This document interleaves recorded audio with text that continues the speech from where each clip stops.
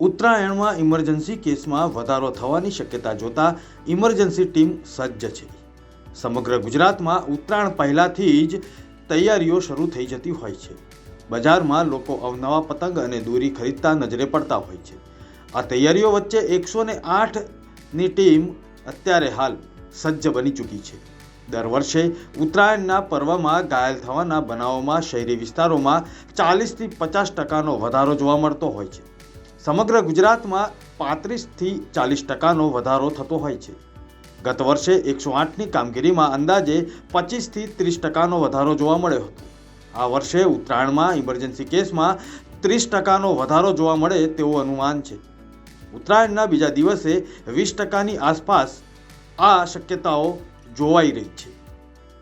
ગુજરાતમાં 108 સેવા છેલ્લા 18 વર્ષથી કાર્યરત છે અને સિઝન પ્રમાણે અને ઘણા બધા મોટા જે તહેવારો છે એમાં પણ અગાઉથી જ ફોરકાસ્ટિંગ કરી જૂના અમારા જે ટ્રેન્ડ્સ અને ડેટાનો અભ્યાસ કરી અને દર વર્ષે તહેવારની અગાઉથી જ તૈયારીઓ કરી અને એનું સાયન્ટિફિક ફોરકાસ્ટ કરી અને એ પ્રમાણે રિસોર્સિસનું અલાઇનમેન્ટ કરી લોકોને વધારે સલામતીથી અને વધારે ત્વરિત રિસ્પોન્સ આપી શકાય તે પ્રમાણેની વ્યવસ્થાઓ 108 ઇમરજન્સી સર્વિસીસ દ્વારા કરવામાં આવે છે।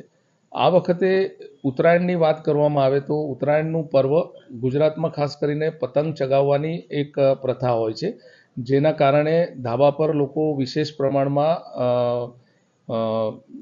ભેગા થઈ અને ઉત્તરાયણમાં પતંગ ચગાવવાની મજા લેતા હોય છે। તો આ વખતે 14મી જાન્યુઆરી મંગળવાર અને 15મી જાન્યુઆરી વાસી ઉત્તરાયણ જે બુધવાર, આ પ્રમાણે જે દિવસોનું ટ્રેન્ડ વગેરે જોતા સામાન્ય દિવસોમાં 108 ઇમરજન્સી સર્વિસ એ ગુજરાતમાં રોજની લગભગ 3800 ઉપરાંતની ઇમરજન્સીસ હેન્ડલ કરે છે, જે 14મી જાન્યુઆરીના દિવસે લગભગ 29% જેટલી વધી અને 4900ની આસપાસ ટોટલ ઇમરજન્સીસ થવા પામશે। અને તેવી જ રીતે વાસી ઉત્તરાયણનો જે દિવસ છે તે દિવસે પણ આ કાઇટ ફ્લાઇંગનું પ્રમાણ વધારે હોવાના કારણે લગભગ 20% જેટલો વધારો થઈને 4500 જેટલી ઇમરજન્સીસ ગુજરાતમાં થવા પામશે એવું અમારું અનુમાન છે। દોરીથી ગળા કપાવાની અકસ્માત થવાની શક્યતાઓ સામે EMRIની ટીમ સજ્જ છે। અત્યારે હાલ દૈનિક 3000 લોકો 108ની ઇમરજન્સીની મદદ લઈ રહ્યા છે।